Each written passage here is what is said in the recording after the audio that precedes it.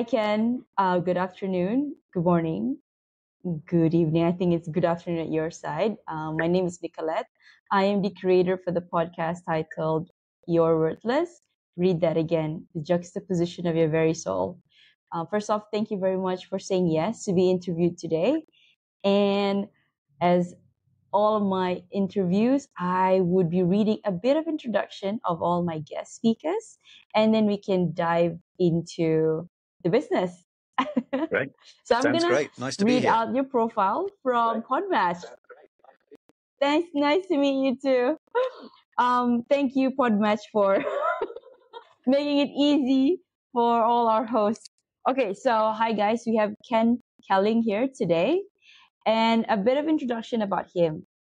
After a successful career in PR and marketing, Ken retrained as a professional life coach 10 years ago.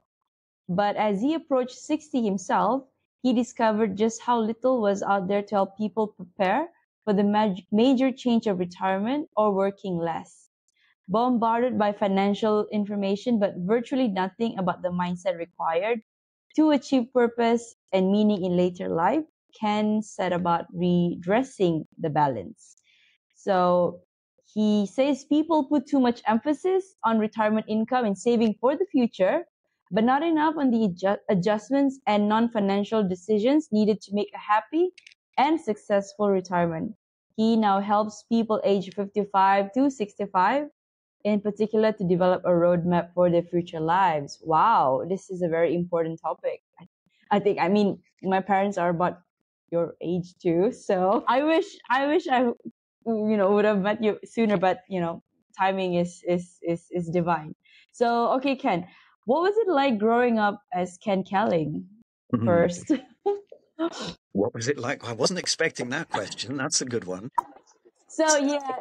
I normally take my guests a trip down memory lane first. Well, it was fantastic, to be honest. Originally, I was born in Wales, which is part of the United Kingdom. And Wales, I was brought up by the sea.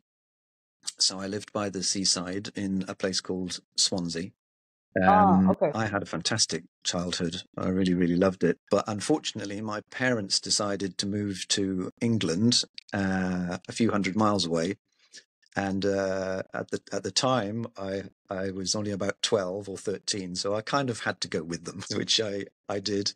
But my earliest childhood memories were all really, really, really, really great. And I think, a happy child. I was quiet. I was relatively shy, but I was pretty happy. I was pretty happy. And there's a lot of rain in Wales. So it rained a lot of the time, but, it was I just loved living by the sea. There's something really kind of freeing and liberating living by the seaside. And, so I had a great time. So in some ways, kind of being quiet and being a good listener kind of prepared me for later in life when I decided to become a coach, which is all about listening to people and helping them to find their own solutions. So I think in some ways, I found my calling in life a little bit later on from that happy childhood. Right. So what were you doing before transitioning to life coach? Years in What were you? Yeah.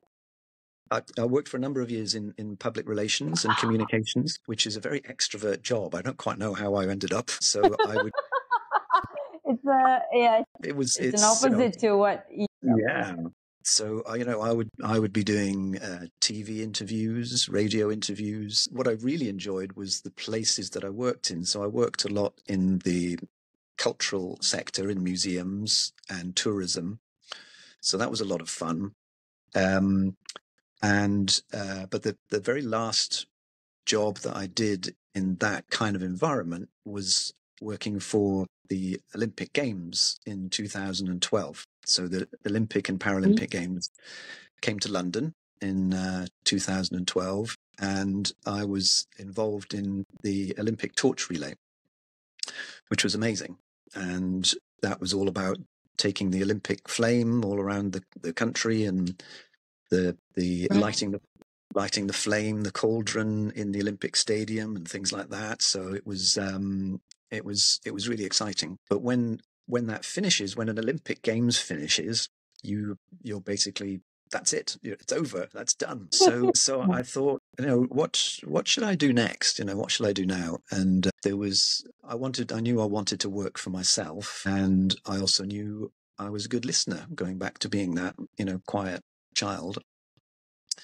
And that's how I kind of started training to be a coach. And I really enjoyed the training. I really enjoyed becoming a professional coach. And so for the last 10 years or so, that's what I've been doing. And as you were saying in your introduction, it's led me to think about, in particular, those people who are approaching this different age of either semi-retirement or retirement. And my own experience has made me think that we're getting a lot of this very wrong, that we are very, very focused on money. But that's not everything. As you will know, Nick, it's not everything. And what we seem to have much less preparation for is our minds. And, what are we going to do if we're not working anymore? Who are we if we're not working anymore?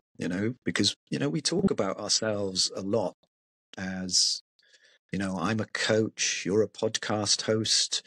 We have these titles and these roles. Accolades, identity, yeah. Yeah. Sort of. So, and if we're no longer working, we're suddenly faced with this reality that it's we've lost some of our identity. And who is it that we've become, or that we want to become? So, as you were saying in your intro, I think we need some adjustments to this. So it's my interest to help people to plan, not just financially, but mentally as well, for maybe 20, 30 years maybe of retirement. Because without a plan, we might just be drifting. Yeah, because growing up, I've always had this thing between 20 to 30s. It's like, okay, hustle, hustle, hustle for me. And then now I'm early 30s, and it's like, okay, now what? And then again, that's actually a very, very good call out. And many people think that as they reach that retirement age, I have this some amount of money, and I'm secured. Okay, so I think 1 month, 2 months into your retirement, you're gonna feel, okay, this is good. This is what I've been waiting for. I've been working my whole life for this. 6 months in, 1 year in, okay, what am I gonna do now? Okay, you get to spend all the time that you want with your grandkids, or go travel, but you can't be traveling like the whole year. Probably you can, maximum maybe 1 year, 2 years. Okay, and then you got to settle down, right? So I think having you on is very beneficial today. Yeah. So okay, let's go to the questions. Mhm. So okay, Ken, what are the main mistakes people make in thinking about retirement? Yeah. So we've touched on this a little bit. So the number one mistake is just to think that this is a financial event. Okay, it's that's what we think about: saving enough money, getting enough money. And yes, of course, it's important, but it's not the only thing. So the first mistake is just to not think about, how you want to live your life. Not just can I afford it, but what do you want to do? Like you say, there's probably a honeymoon time. That first month, the 6 months, the year is maybe the honeymoon time. But so many people actually go back to work once they've retired, because they've missed things that they get from work. So they miss their sense of identity that work gives them. They perhaps miss their colleagues and their friends. They miss maybe a schedule or a routine. So what we have to think about is how are we going to replace these things in retirement, and how are we going to replace them with something that is going to give us purpose. And that's the other big aspect is, and this is what I talk to many people about, that they've lost this sense of purpose. What is it that they should be not just doing, but how should they be being as well? That's a big shift because, work is work, work, work, work, work. We don't have so much time, unless we're listening to your podcast, obviously. But we don't have much time to think about how do we want to be? How do we want to feel? So there's much to think about. But I think that the big mistakes are just leaving it very, very late and not thinking about it. And then suddenly after that honeymoon period, suddenly you're like, what do I do? So you do hear of a lot of people, feeling a little bit unfulfilled, a little bit, anxious maybe because they're physically very, very healthy. In our 60s, we can be really, really physically healthy, but we still need something up here to keep us engaged and fulfilled. Wow. No, you really have awakened a sense of me that although okay, so I'm looking 60. Okay, so where I am now, it was just I think 2 days back, 3 days back, I was just talking to a friend and we were like, okay, 60. So we were planning for our trips, travel again, because you go because you have the energy and you have the resources, right? At this age. And then at 60, so we were like, so it's only about 26 years. And then he was like, what? 26 years? Okay, that's fine. But then now you come in and because of all the medical advancements, we could, God forbid if nothing happens to us, we could actually, I don't know what's the statistics right now, but maybe 80.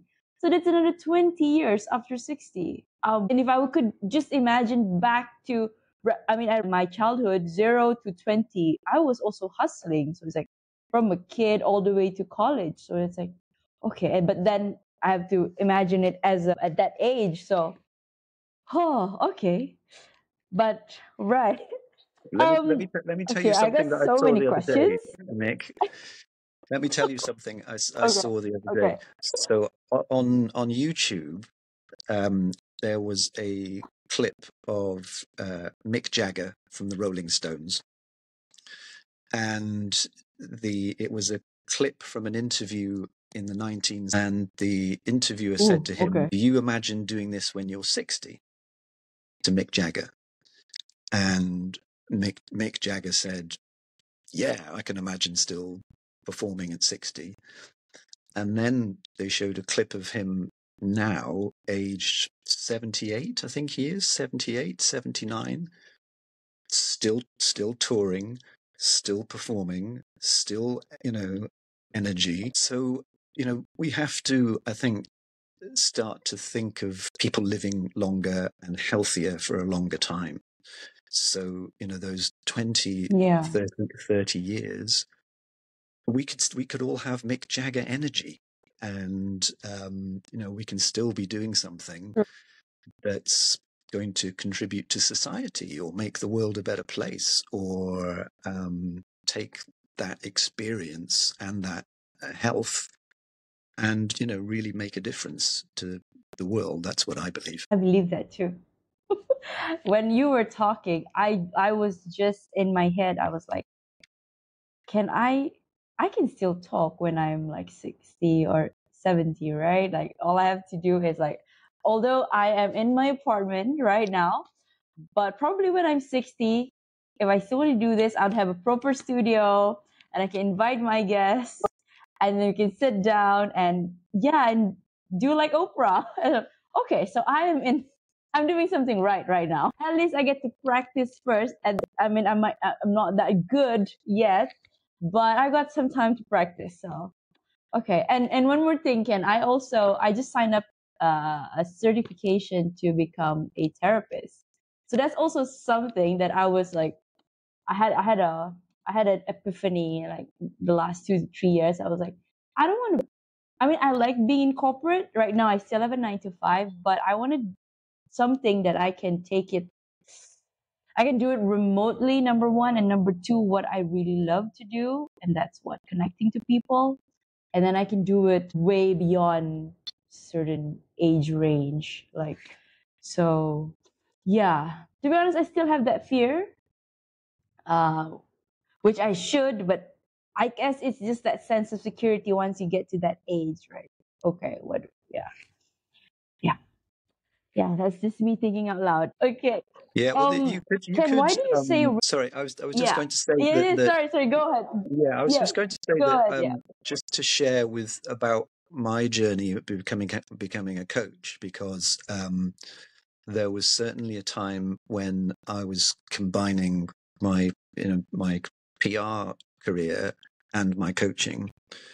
So sometimes in life there's a time of transition where you may be doing two things at the same time, and yeah, until maybe yeah, one of them shifts. So it's not often, in my experience, it's not often that someone gives up something overnight and suddenly becomes something different. There's usually a time where yeah, you're looking at the two things together. So for you, if that's a time of combining your corporate work and your therapy at the same time, that's pretty standard. And it may be that over time the therapy becomes bigger, and maybe you move from part-time perhaps and then to full-time therapy. So these transition moments sometimes take longer than you think, but you're learning all the time as you do. yeah. You're right. So, Ken, why do you say retirement is considered to be the 10th most stressful Mm, event in one's life? I mean, you just got me curious there. Like, what about the other yeah. 9? Like, what are the other 9? Well, the other 9 might be things. Well, moving house is considered a very stressful event. Losing your That's true. job, That's being made redundant, or losing your job can be Mm. stressful. Losing, a loved one, a bereavement. But I think part of the reason that retirement is in that top 10 is some of the things we've been talking about. It can be a shock. It can be a real shock to suddenly not have work. But also, maybe at the same time that you're retiring, maybe you are changing your house. Maybe you have been through a divorce from marriage. Maybe you are losing people because you're getting older, and maybe some of your friends are passing away. But also, you are, now I do talk to people about this, you are closer to your own death than before. So, you know, how how Mhm. how we respond to that and how we think about that idea is really important, because you can either get really, really depressed about it, or you can make a decision to say, I've got 20 years. I want to make the most of them. I want to leave a really great legacy behind me. I want to make a difference.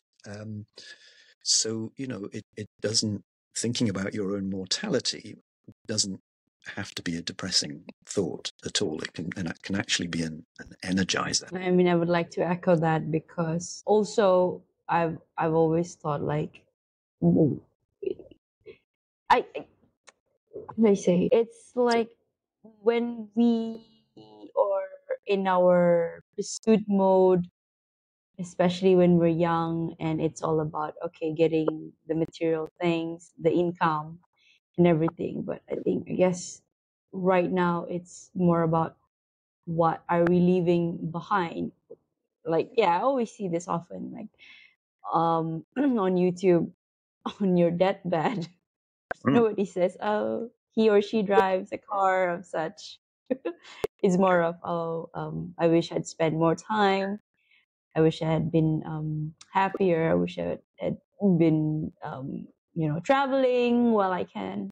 Yeah, And yeah, I wish I'd so been, I wish I'd been the real authentic me is the other one. I wish I'd been myself. And, yes, you know, exactly. Yeah, yeah. And nobody that is says, so true. I wish I'd spent more time in the office. Yeah, no, nobody said that. I wish I could have like fixed the formatting on the report that I was supposed to send to, I don't know, Yeah. I wish I'd been better at stakeholders. Excel. So yeah, I wish I'd taken that Microsoft PowerPoint or yeah. But I mean, we laugh about this, but still, people get so caught up in this mundane and whew, this is not talked about enough. And I guess, I mean, just taking the seeing through the lens of your own mortality, because I mean, you don't even have to wait until you're 60, right? Anything can happen. We don't even know Yeah. what tomorrow holds for us. So I mean, I had a personal experience. An ex-colleague also, yeah, it was quite of a shock to me as well. She was 42, and that just really shifted my perspective because I looked up to her before, and to have her gone was wow, Nicolette. So life is not just about what you think is important. There's a Yeah. lot more than that.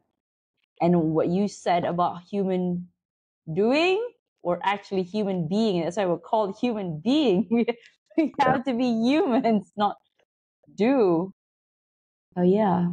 Well, thank you, Ken. Okay, so what is your advice to someone thinking about retiring or working less? Okay. So some of the same points. So, as well as thinking about how you might get the right amount of money, um, some of the questions I would ask are, what is it that you might need to adjust or accept or adapt? Will be working less or knowing that you might be doing different things. Those for me are the three A's. What do you need to accept, adjust, or adapt? So start to think about those things. Start to think about where you're going to derive your purpose and your fulfillment from. What makes you excited? How are you going to keep that going? Because, you know, everybody will tell you to go and spend time on the golf course or on the beach or something, but you're going to get bored. You will get bored of that. How else are you going to derive a sense of engagement? And most importantly, what is it that you can do for other people now? Because, you know, you have a rich experience, you have wisdom, you have knowledge. Where is that most needed? Because not only will that mean engagement for you, it also means you're making a contribution, which is really, really fulfilling. So, who can you help? Is the other thing to think about. We've talked a little bit about mortality. You know, what's your attitude to death? What do you think about that? What does it inspire you? Does it make you worried? Whatever. It's just really accepting that idea a little bit more in your heart and your soul, and trying to think positively about it and what you can use to motivate you to do something that will benefit people. So yeah, these are all of the things that I think are important to think about in advance, because, you know, in my experience, people don't think about these things. They just think about the money. And then suddenly everything is a little bit of a surprise. It's a little bit of a shock. You know, what do I do now? And, you know, sometimes that can make people a little bit anxious and a little bit worried, because there's no plan. So make a plan is the top piece of advice. You know, make a plan for how you're going to continue to keep yourself engaged, and perhaps how you can contribute to helping other people as well. Thank you. What about young people today? What, in your opinion, what is their attitude to this idea? Well, usually they're not thinking about it at all. I know I wasn't.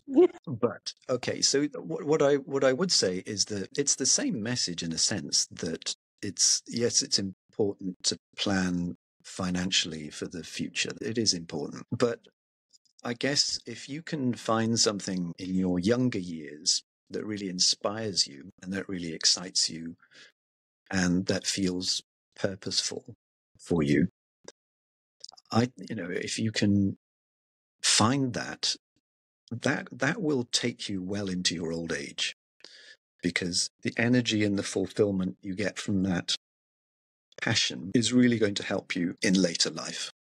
So, for example, my own father is I'm going to see him next week. He's 91, Nick. Okay, he's 91.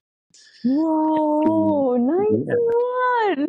Yeah, he's he was a professor of geology, so he was very academic, and I believe that drive, that passion, that enthusiasm for his subject and what he was always really passionately interested in, I believe that mind has helped him to get to the age that he is, because our brains and our minds are really powerful things. Energy of the mind, then the body will follow. So he's a remarkable person. He still drives. He drives other people to our local church, Nick. Okay, so he's not. No way. He's not driven by anyone else. He's driving other people. Drives. And I strongly believe it all comes from what we think and what's up here, because that it's a hugely powerful engine, our mind, our brain, and if we can keep it focused and engaged and excited and fulfilled, then, and research shows this, a positive attitude to aging can actually add years to our lives.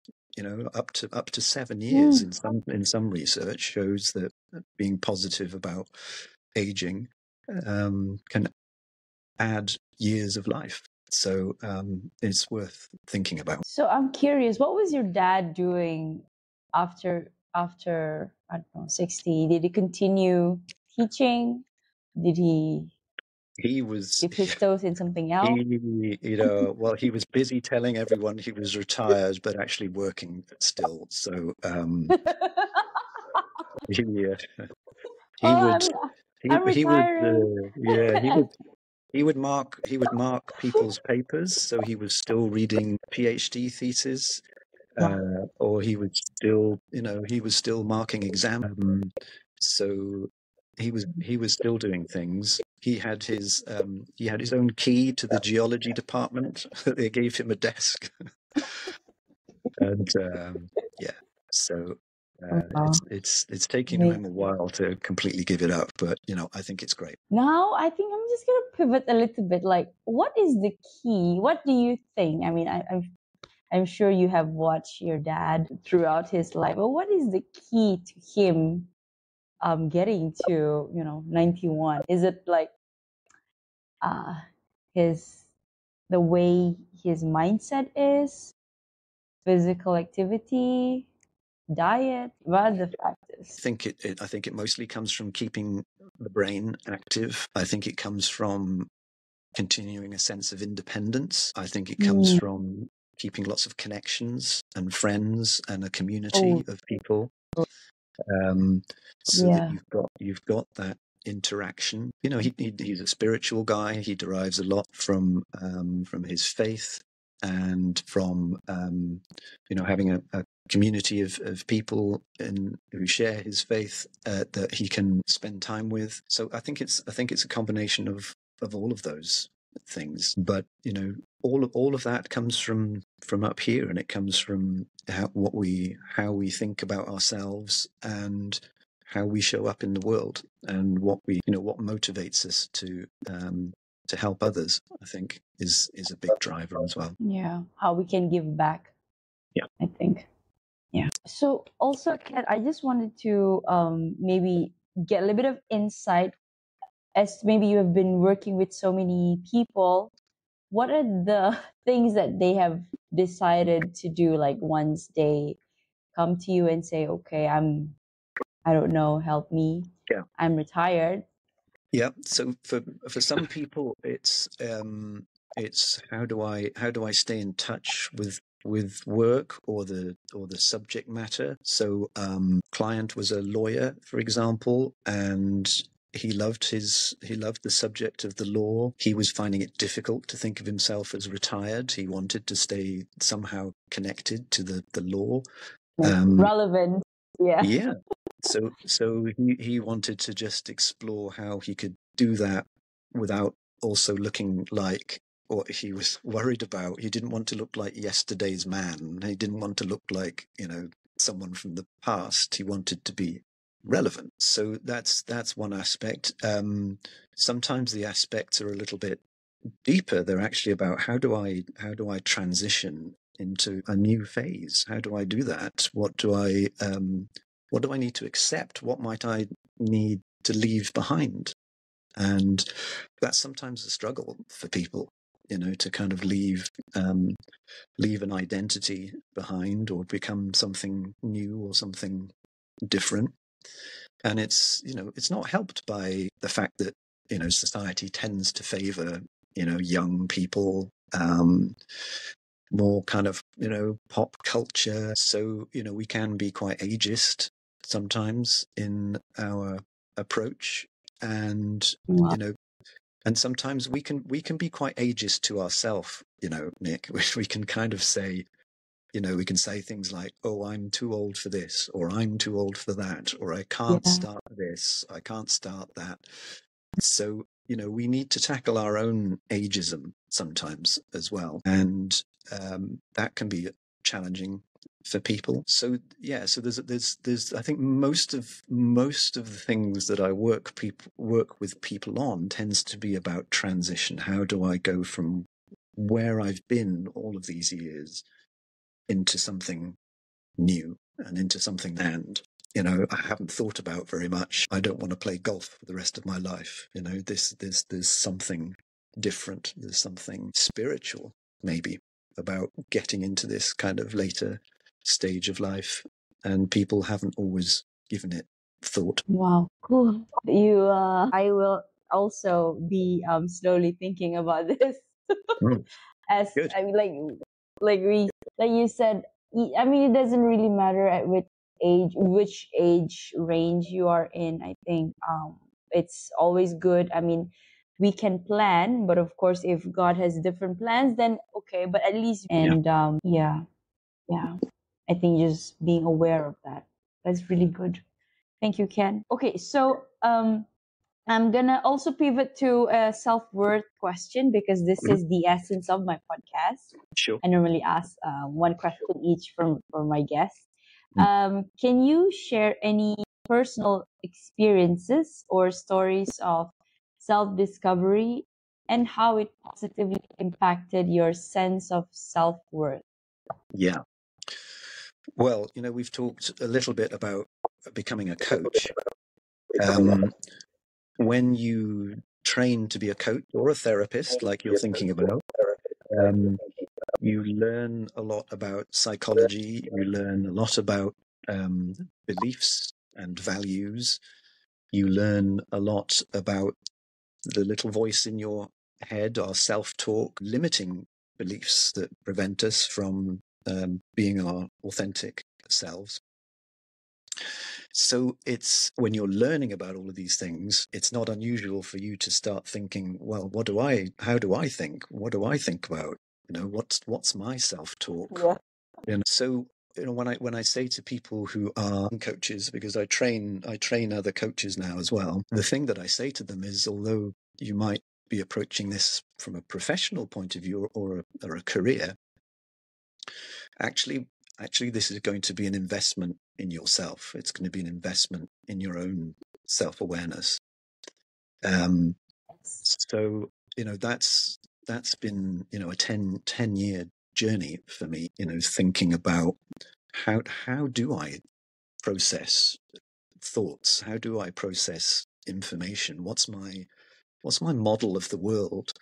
And, what's a belief that is not a fact? So, it's been I guess a self-worth journey of 10 years that keeps going. And what I've discovered, I guess, just to go back to our kind of childhood conversation, is that actually a sort of a reflection back to who you were as a younger person can often give you some good indication about who you really are and where you can derive that self-worth from. Because, when we're kind of maybe up to 10 years old, we don't have, we haven't had all the things, we haven't had the world telling us that what we can and can't do. We haven't had restrictions. We haven't imposed these things on ourselves through work or other things, because we're a little bit more kind of playful, a little bit more creative, a little bit more like expressive when we're that age. And when I've been thinking back to that time, I think that's where my self-worth comes from. Because when I think back to that, I remember how much I used to laugh, how humor was like a really important thing for me, how being creative was a really important thing. So I think self-worth comes from self-awareness, I think. And quite often it's those clues from our early years, from our childhood, that will tell us who we really are. And so if we can define that, tap into it and express it, then yeah, that's the journey, I think, towards self-worth for me. That's really beautiful. Thank you. I had a recollection. I remember when I was a kid, just before kindergarten, I told usually the teachers would ask, okay, write top 3, what do you want to be? And I remember writing, what was it? Policewoman. It was something absurd at the time. Policewoman, teacher, and there was another one. Oh, principal. When after that, and I was like, I looked back at it, it's like, this is so ridiculous. But then after what you said, if you really look as to the common denominator, I think it's about serving back to people, I guess. Like principal, okay, in the areas of what? Teaching, maybe coaching as well. Police, you want to protect. And then, yeah, teacher. So, wow. It's like Isn't coming it back to interesting, full Nick? circle now. Isn't it interesting, though, Yeah. that our answers as children tend to be, again, going back to this idea of a role. So, our answers tend to, mine was a bus driver, okay, but we tend to answer these questions like as a role or a job title. But if I was to answer the same question now, what do I want to be? The first thing I would say is I want to feel free. I want to be creative. I want to express myself. I want to, and this isn't naming a particular role or a job title. It's an expression of how I want to feel and how I want to be. And in some senses, I think it's a shame that that's not how we answer these questions as a child, because when we answer as a role or as a job title or something, it's sort of sometimes boxes us in. Yeah. Boxes.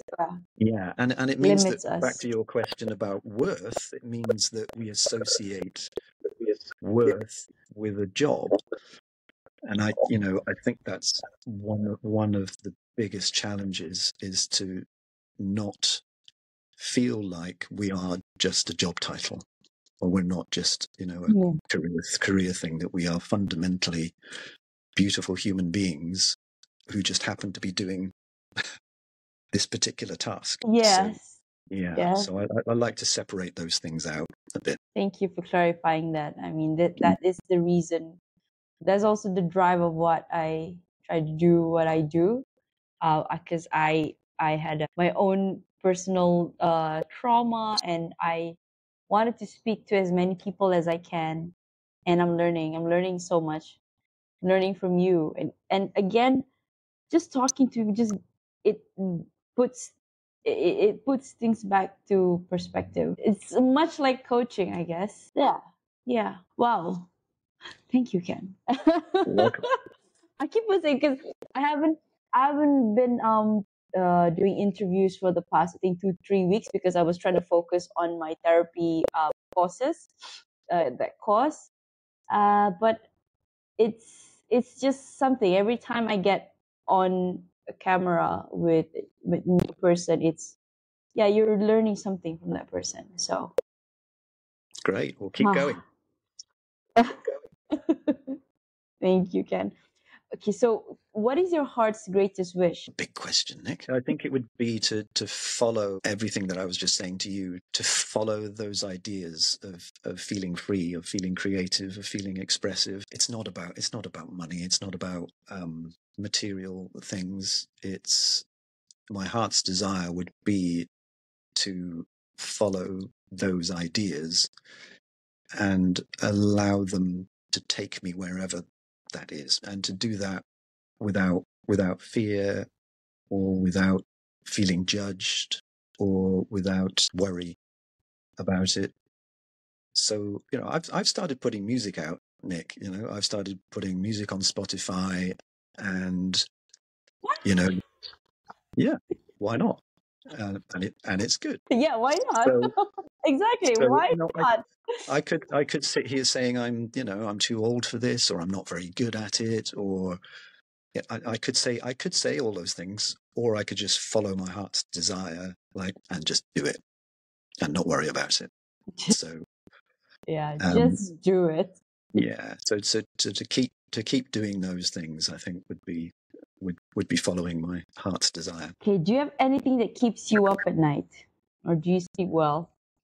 I sleep very well. Sometimes the dog who sleeps on our bed.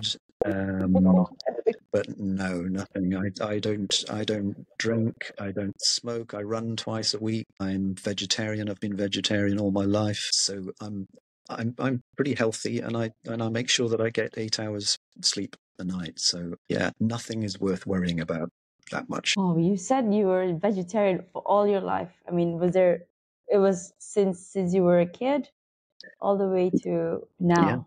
yeah. I never liked meat. I used to spit meat out. I didn't like it, and And then over time, I started, I guess, to understand a little bit more about some of the other issues to do with being a vegetarian, and animals and the planet and all sorts of other things. But I was unusual from that point of view. 50 years ago, it was very unusual. So people are starting to come around to my way of thinking now, Nick. So that's the way it works. Yeah, I no, I totally agree. Yes, yes.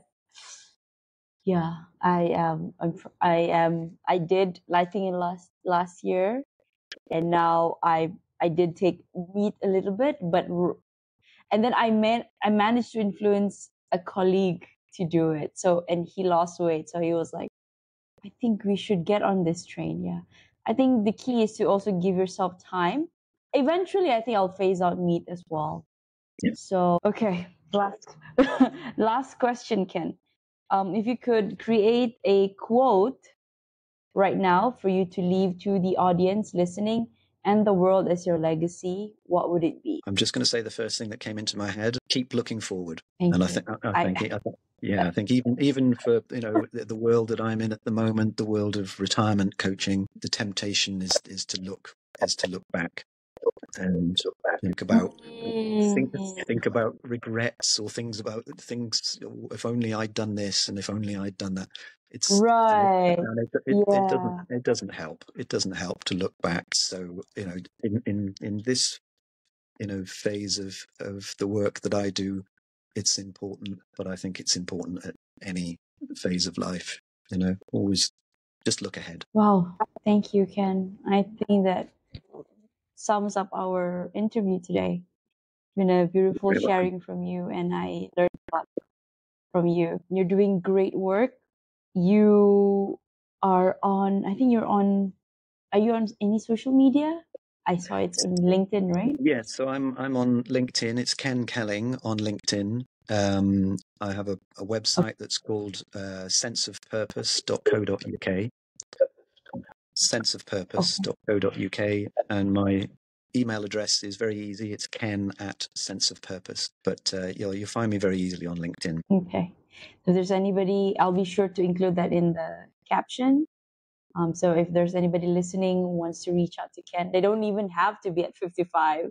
They could Yeah, be at whatever age they're in now and I just love wanting conversations, some Nick. So insight. anything. Likewise. Okay, Ken, you have a great day ahead, and thank you so much for your time today. Thank you, and thank you for having me I as a wish guest. you well. Thank you. Which was all mine. Thank you, Ken. I'll see you soon. Bye bye. Bye bye. Goodbye.